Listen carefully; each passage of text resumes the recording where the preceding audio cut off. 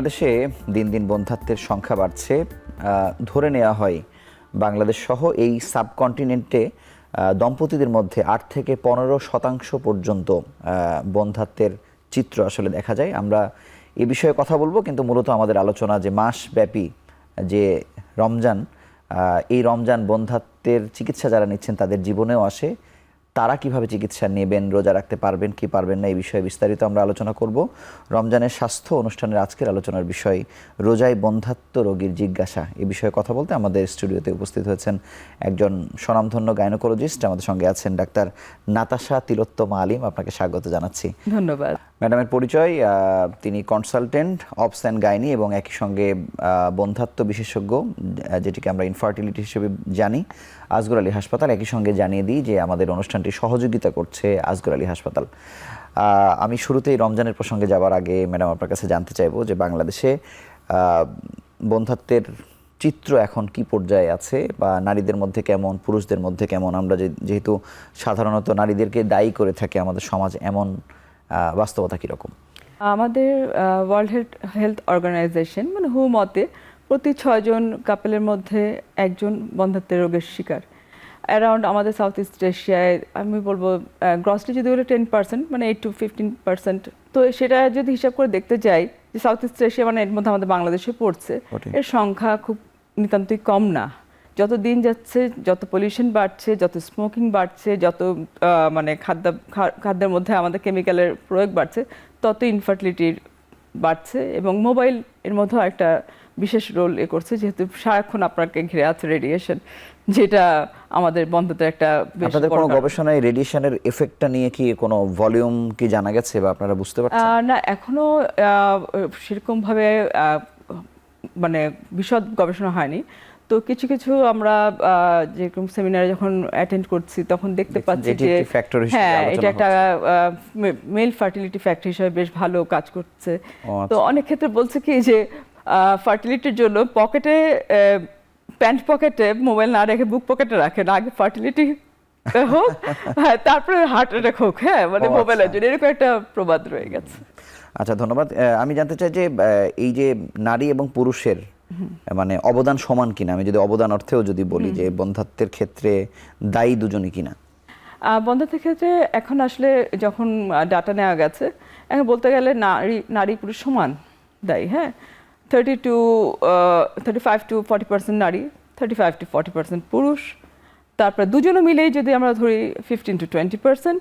And কিছু আছে যে যাদের কোনো কিছুই কোনো কারণ ধরা পড়ছে না, আনএক্সপ্লেইনড 10%। এইভাবে আমাদের একটা বন্ধ্যাত্বের কারণ। এখন একটু জানতে চাই যে বন্ধ্যাত্ব চিকিৎসাধীন যারা আছে তারা কি রোজা রাখতে পারবে? রোজার বিষয়, আচ্ছা, রোজার বিষয়, রোজা তো একটা সিয়ামের মাস। তারা এর বন্ধ্যাত্ব চিকিৎসা এমন না যে এমার্জেন্সি যে সেই মাসে করতেই হবে। কিন্তু আবার যে আমি কিছুক্ষণ আগে বললাম যে আমাদের দেশে অনেক পুরুষ বিদেশগামী, হ্যাঁ, বা অনেকে বিদেশ থেকে আসছে দেশে চিকিৎসা নিতে, কারণ এখানে খরচ বা কস্ট আমাদের দেশের অনেক জায়গা থেকে কম। সেই ক্ষেত্রে তখন আমরা রোজার মধ্যেও চিকিৎসা চালিয়ে থাকি। হ্যাঁ, বা কেউ কেউ আছে যে কোনো অপারেটিভ সার্জারিতে যাবে, বা কেউ কোনো ক্যান্সার ট্রিটমেন্টে চলে যাবে, সেই ক্ষেত্রে আমরা তখন হয়তো রোজা চালাচ্ছি। তো সেই ক্ষেত্রে আমরা রোজা চালাতে পারি, কিছু টাইম শিডিউল একটু আমরা ম্যানেজ করে নিই। সেক্ষেত্রে হরমোন থেরাপি বা ওষুধের কর্মসূচিগুলো আপনারা পরিবর্তন করেন? আচ্ছা, নর্মাল ওভুলেশন ইনজেকশনে যখন আমরা ওভুলেশন ইনজেকশন দিচ্ছি, ওষুধ দিয়ে দিচ্ছি সিম্পল। হ্যাঁ, যে সকলের তো আর ইনজেকশন লাগছে এরকম না। তো সেক্ষেত্রে সেই ওষুধগুলো যারা মেয়েদেরকে দিচ্ছি, মানে মাদেরকে দিচ্ছি, তারা ওষুধগুলো রাতে নিতে পারে। হ্যাঁ, রাতে নিতে পারে। এবং যেরকম আমরা এখানে ক্লোমিফেন সাইট্রেট, লেট্রোজল ইউজ করছি। তো এটা প্রত্যেক রাত থেকে আমরা 5 দিন দিয়ে থাকি। মাসিকের প্রথম দ্বিতীয় দিন থেকে তৃতীয় দিনের মধ্যে স্টার্ট করি, সাধারণত 5 দিন দিয়ে থাকি। তো এই সময় এই ওষুধটা খেতে তার কোনো অসুবিধা নেই, এবং মাসিকের সময় তো সে রোজাও রাখছে না। ঠিক আছে, মেইন হচ্ছে যে তাদের টাইমড ইন্টারকোর্সটা।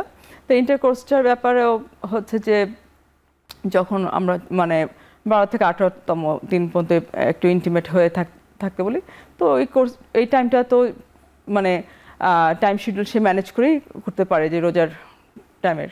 বটে, কিন্তু আমরা মূল ঝামেলায় যেটা পড়ি সব রোগীদের ক্ষেত্রেই রমজান মাসে খাবার স্কেডিউলটা চেঞ্জ হয়ে যায় বা খাবারের ধরন ধারণে পরিবর্তন হয়। বন্ধ্যাত্বের ক্ষেত্রে আমরা ভেজাল খাবার বা অ্যাডাল্টারেশন যেটার কথা বলছি, এটির একটি অনেক বড় একটি ভূমিকা আছে। কিন্তু এই খাদ্যাভ্যাস কি বন্ধ্যাত্বের চিকিৎসাকে বিলম্বিত করে কিনা? খাদ্যাভ্যাস আসলে প্রথম থেকেই আমাদের বলবো যে আমরা তেল চর্বিজাত খাবার মানা করে থাকি। আর যেটা হচ্ছে রোজার মাসে এটা আমাদের খুব প্রবণতা বেড়ে যায়। এদিকে সারাদিন রোজা রাখছি, হ্যাঁ সিয়াম করছি, কিন্তু খাওয়ার সময় একদম তেল মানে ভাজা পোড়া নিয়ে আমরা বসি খেতে, এবং স্টার্টই করি একদম সুগার কন্টেন্ট একটা শরবত দিয়ে, হ্যাঁ, যেগুলো আমাদের আমরা বলি সুগারটা অ্যাভয়েড করতে বন্ধ্যাত্বের জন্য, তারপর ভাজা পোড়া অ্যাভয়েড করতে, এবং আমাদের শাকসবজি খাওয়া কমে যায় একটু, মানে হ্যাঁ এতে অ্যান্টিঅক্সিডেন্ট শরীরে কমে যাচ্ছে। আর এই শরীরে কোলেস্টেরলের মাত্রা বাড়ছে, সুগারের মাত্রা বাড়ছে, যাদের ডায়াবেটিস আছে সেগুলোও কিন্তু এইসব সুগার খাওয়ার জন্য, সে হয়তো সারাদিন খায়নি, এখন একটু খেলে তো কিছু হবে না, তো এগুলো অনিয়ন্ত্রিত হয়ে যাচ্ছে। তো আমি বলবো যে যারা বন্ধ্যাত্ব চিকিৎসা আছেন, রোজা মাসে চিকিৎসা নেন বা না নেন, কিন্তু অবশ্যই তাকে মানে খাদ্যাভ্যাসটা কন্ট্রোল করতে হবে।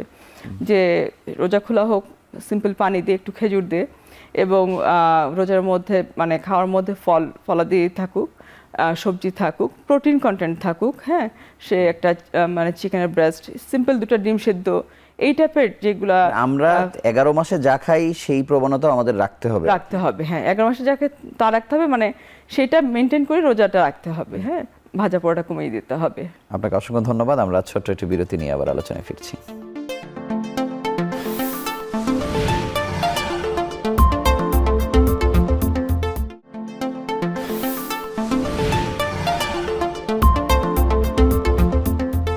ডাক্তার নাতাশা, আপনার কাছে জানতে চাই যে যারা আইভিএফ ট্রিটমেন্টে যেতে চান তারা কি রোজার মাসে তাদের যাওয়া ঠিক হবে নাকি অন্য মাসে যাবে, বা যদি ট্রিটমেন্ট তারা নিয়েই থাকেন তাদের ব্যাপারে আপনার পরামর্শ কি?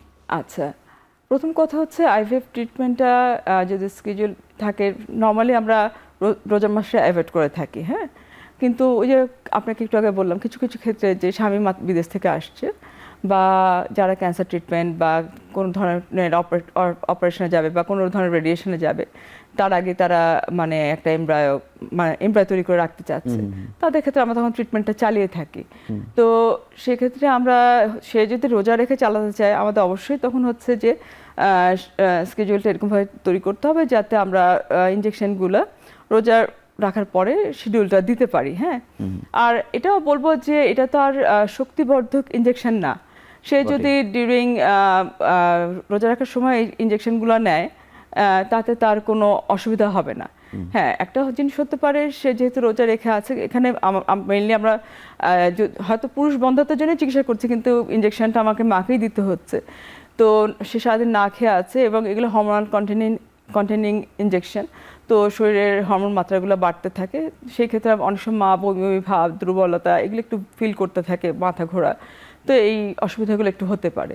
কিন্তু আমরা কেউ যদি রোজার মধ্যে নিতে চায় নিতে পারে, আর যদি কেউ ভাবে যে না তার পার্সোনাল তার থাকে, তাহলে শিডিউলটা আফটার মানে রোজা ইফতারের পরে, হ্যাঁ ইফতারের পরে একটা শিডিউল নিয়ে সে একটা নির্দিষ্ট টাইমে এটা নিয়ে যেতে পারে। কিন্তু হরমোনের ভারসাম্য রক্ষার ক্ষেত্রে আপনারা আসলে কি করেন রমজান মাসে?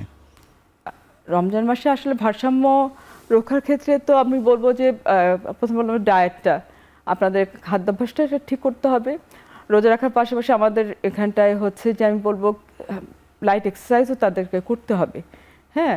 আর কারণ রোজা রেখে খালি শুয়ে বসে চললেই হবে না, লাইট এক্সারসাইজ করতে হবে। এবং যে পুরুষরা স্মোকিং করছে, এই একটা সুযোগ এই মাসে তারা যাতে স্মোকিং থেকে দূরে থাকতে পারে, যেটা তাদেরকে সাহায্য করবে তাদের শুক্রাণুর বৃদ্ধি বা শুক্রাণুর মানে অবস্থা ভালো করতে। আর কিন্তু এই যে যত বন্ধ্যাত্ব রোগী পান, এর মধ্যে স্মোকিং কি একটা বড় ফ্যাক্টর? এটা খুব বড় ফ্যাক্টর, এটা কমনলি ছেলেরা, মানে আমি বলবো যে বেশিরভাগ ছেলে এখন স্মোক করছে, এটা খুব ইজি ভাবে, এটা আবার অ্যাডিকশন হিসেবে ধরে না, এটা একটা হ্যাবিট বা ডিপেন্ডেন্সিতে ডেভেলপ করছে, তো স্মোকিংটাকে অ্যাভয়েড করতে করা উচিত। আপনার কাছে জানতে চাই যে বন্ধ্যাত্বের রোগীদের ক্ষেত্রে দেখা যায় যে তারা প্রচুর ঘুরতে থাকে, এমনও 15 বছর পর্যন্ত ঘুরছে, এক জায়গা থেকে আরেক জায়গায় যাচ্ছে, আবার চিকিৎসকদের মধ্যে অনেকে আছেন যিনি প্রকৃত অর্থে বন্ধ্যাত্ব বিশেষজ্ঞ না, কিন্তু রোগী ধরে রাখছেন, অল্প হয়তো একটা ছোট একটা কোর্স করেছেন। মানে এই প্রবণতা কি আমাদেরকে সাফারিংস এর মধ্যে ফেলছে কিনা? এটা অবশ্যই আমরা সাফারিংসের মধ্যে পড়ছি, হ্যাঁ, যে কারণ একটা রুগীর যে আইভিএফ লাগবে, হ্যাঁ, সে একদম যখন দ্বার প্রান্তে আসছে, যখন তার ডিম্বাণু নেয় বা তার শুক্রাণু নেয়, তখন আমরা আইভিএফ করেও খুব ভালো কোনো রেজাল্ট পাচ্ছি না। এবং আমাদের দেশেও কিন্তু ডোনার আইভিএফটা এখনও মানে আমরা ওইভাবে মনে প্রাণে অ্যালাউড করতে পারছি না আমাদের ধর্মীয় হ্যাঁ তার কারণে। তো এটা হচ্ছে যে আমাদের প্রথম কথা যে আমাদের প্রত্যেকটা ডক্টরের আমাদের বুঝতে হবে আমি কতটুকুন পর্যন্ত ট্রিটমেন্ট করতে পারবো। তো হ্যাঁ, সিম্পল ওভালিউশন ইন্ডাকশন যেটা বললাম, ওষুধ খেয়ে যে ট্রিটমেন্ট এটা দিতে পারে। তো একটা ডক্টর দেখুক 3 সাইকেল বা 6 সাইকেল, কিন্তু যদি দেখে না হচ্ছে, হ্যাঁ, এটা অবশ্যই কোনো বন্ধ্যাত্ব মানে বিশেষজ্ঞের কাছে এটা রেফার করা উচিত। আর আরেকটা হচ্ছে যে আমি যেটা বলছি যে দিন দিন যেরকম পলিউশন বাড়ছে, খাদ্যাভ্যাস চেঞ্জ হচ্ছে, রেডিয়েশন বাড়ছে, আমরা দেখছি খুব অল্প বয়সী মেয়েদের আমাদের ডিম্বাণুর সংখ্যা কমে যাচ্ছে। ডিম্বাণুর সংখ্যাটা আমরা কীভাবে দেখছি, আমরা স্ক্যান করে ওভারি দেখছি, ওভারিতে ডিম্বাণুর সংখ্যা কয়টা আছে দেখি, এবং আমরা একটা মার্কার আছে এমএইচ দেখি। তো এমএইচ যখন কম থাকে, যখন যাদের একের নিচে নেমে যাচ্ছে এমএইচ খুব আর্লি এজে, তো আমরা বলি যে তাদেরকে যাতে অবশ্যই খুব তাড়াতাড়ি বন্ধ্যাত্ব বিশেষজ্ঞের কাছে পাঠানো হয়, তাদেরকে বসে না রাখে। তো এই সকলের কাছে আমার অনুরোধ যে এমএইচটা যাতে অবশ্যই তারা খেয়াল করে এবং সেই অনুসারে তারা মানে রুগীকে রেফার করে। পরে দেখা গেল যে প্রকৃত চিকিৎসকের কাছে গেল, কিন্তু তার সময় শেষ হয়ে গেছে। হ্যাঁ, এমএইচ যখন আমরা বিলো 0.3 নিয়ে আসছে, হ্যাঁ, তখন আমাদের ওরকম ভাবে কিছু করা থাকে না। হ্যাঁ, আপনাকে ধন্যবাদ। আমরা আরো একটি ছোট্ট বিরতি নিয়ে আবার আলোচনায় ফিরছি।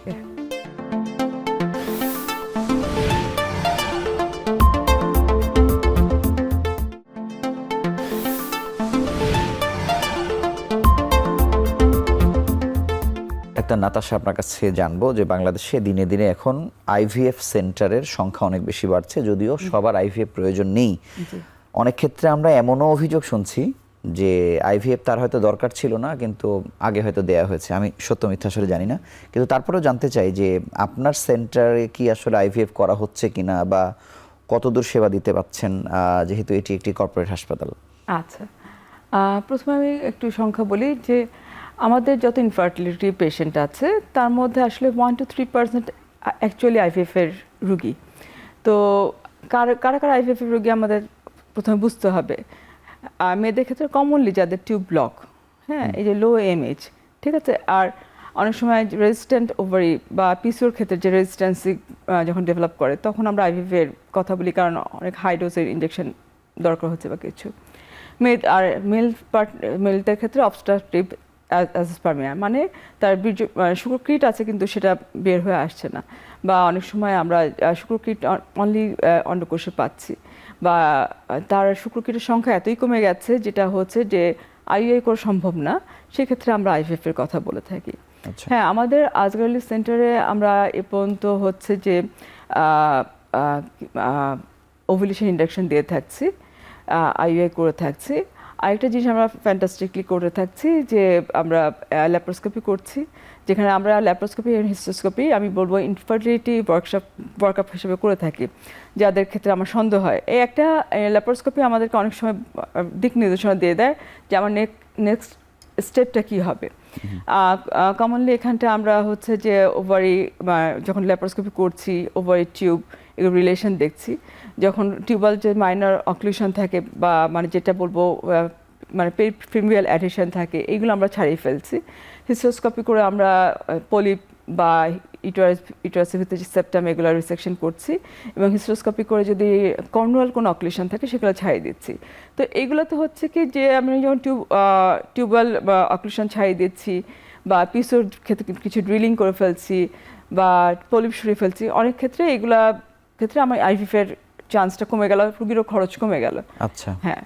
আর তারপর হচ্ছে যে যাদের অলিগোস্পার্মিয়া মাইনর মানে যে মানে 10 মিলিয়ন পর্যন্ত যাদের আছে, তাদের আমরা আইইআই করতে পারছি এখানটায়। হ্যাঁ, আইভিএফ চিকিৎসা এখন আমাদের এখানে শুরু হয়নি, কিন্তু আমরা শুরু করব।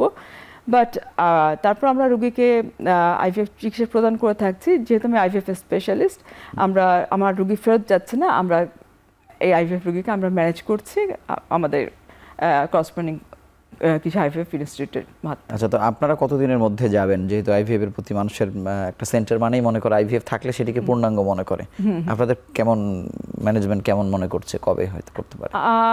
আশা করছি এই বছর 2025-এর মধ্যে তারা আগাবে। কতজনের টিম আপনাদের? আমাদের টিম, আমরা দুজন কনসালটেন্ট এখানটায় ইনফার্টিলিটি এবং আইভিএফ নিয়ে কাজ করে থাকছি, আর ল্যাপারোস্কোপিতে আমার ইনডোর টিম পুরো আছে, তো সেভাবে আমরা কাজ করে যাচ্ছি। সবশেষ আপনার কাছে জানতে চাই যে বন্ধ্যাত্বের রোগীর রোজা রাখা না রাখার ক্ষেত্রে তেমন কোনো বিধিনিষেধ নেই, না, তবে তারা যদি আপনাদের কাছে একবার আলোচনা করে নেয় তাহলে কোনো সুবিধা আছে কিনা? আলোচনা করে নিতে পারে, কারণ যেটা হচ্ছে যে যে যাবে বন্ধ্যাত্ব রোগী রোজা মাসে আসতেই পারে বা রোজার আগে আসতে পারে, সে একটা তার প্ল্যানিং সম্বন্ধে জানতে পারে। এরকম কিছু আলাপ আলোচনার মাধ্যমে সে রোজা মাসটা কীভাবে পালন করবে এবং রোজা মাসে যদি সে চিকিৎসায় যায় তাহলে তার শিডিউল কেমন হবে সেগুলো নিয়ে আলোচনা করে তারপর। তবে আপনি কি মনে করেন যে এই বেশি বয়সে সন্তান নেয়ার যে প্রবণতা সেটি কি আসলে আমাদের বাংলাদেশের ক্ষেত্রে অনেক ভোগাচ্ছে কিনা? আমরা তো অনেক চিকিৎসকদের মধ্যে দেখি যারা বন্ধ্যাত্বে ভুগছেন। শিক্ষিত সমাজ, সেখানটায় হচ্ছে অ্যাকচুয়ালি আমাদের এখন বিয়ের বয়সটা বেড়ে গেছে, হ্যাঁ, মেয়েদের বিয়ের বয়সই চলে যাচ্ছে 30-এর উপরে। তো এই জিনিসটাই হচ্ছে একটা কারণ হয়ে দাঁড়াচ্ছে, বাচ্চা নেওয়ার প্রবণতা, হ্যাঁ, যে সে এস্টাবলিশ হয়ে যাচ্ছে। এরকম অনেককে দেখছি যে পুরো এস্টাবলিশমেন্ট হয়ে আসছে, তার বয়স এখন 40, তারপর তখন সে চিকিৎসা চাচ্ছে, হ্যাঁ, কিন্তু একটা মা যখন 40 বছর চলে যাচ্ছে, হ্যাঁ, সে হয়তো ওভুলেশন তার হচ্ছে, বাট তার প্রত্যেকটা এগ সুস্থ না, প্রত্যেকটা ডিম সুস্থ না, হ্যাঁ, দেখা যাচ্ছে আফটার 40 তার 10 থেকে 15টা ডিমের মধ্যে একটি ডিম মাত্র সুস্থ। সুতরাং সেক্ষেত্রে যখন অসুস্থ ডিম দিয়ে সে হয়তো তার বাচ্চা আসলো, কিন্তু অ্যাবর্শনের হারটা বেড়ে যাচ্ছে, বা বাচ্চা আসলেও সেটা অ্যাবনর্মাল বাচ্চা হতে পারে। তো আমি এর জন্যই বলবো যে এই চিকিৎসা তো আসতেই প্রায়, চিকিৎসা আমরা চিকিৎসক কাছে, তার আগে আইডিয়াল টাইমটা মেনটেন করে। একটা মেয়ের আইডিয়াল টাইম অবশ্যই 30-এর আগে তারা যাতে ফ্যামিলি কমপ্লিট করার চেষ্টা করে। আপনাকে অসংখ্য ধন্যবাদ আমাদের সঙ্গে যুক্ত হওয়ার জন্য। ধন্যবাদ। বন্ধ্যাত্বের অনেক কারণ প্রাকৃতিক হলেও আমাদের নিজেদের অভ্যাসগত কারণেও কিন্তু আমরা বন্ধ্যাত্বের দিকে ভুগছি, বা বিশেষ করে ধূমপান বা যথাসময়ে সন্তান না নেওয়া, এই বিষয়গুলো কিন্তু আমরা আগে থেকে যদি চিন্তা করি, অন্তত সুস্থ সন্তান যথাসময়ে জন্মদানের ক্ষেত্রে এগুলো গুরুত্বপূর্ণ ভূমিকা পালন করতে পারে। আর রোজার বিষয়ে ম্যাডাম যেটি বলেছেন যে রমজানের আগে আপনারা চাইলে একবার পরামর্শ নিতে পারেন, তবে রোজা একেবারে রাখা যাবে না তেমন কোনো বিধিনিষেধ আসলে বন্ধ্যাত্বের রোগীদের ক্ষেত্রে নেই। এই ছিল আজকের পর্বে। আগামী পর্বে আবারও নতুন কোনো বিষয় নিয়ে হাজির হব। সেই সময় পর্যন্ত ভালো থাকুন, সুস্থ থাকুন।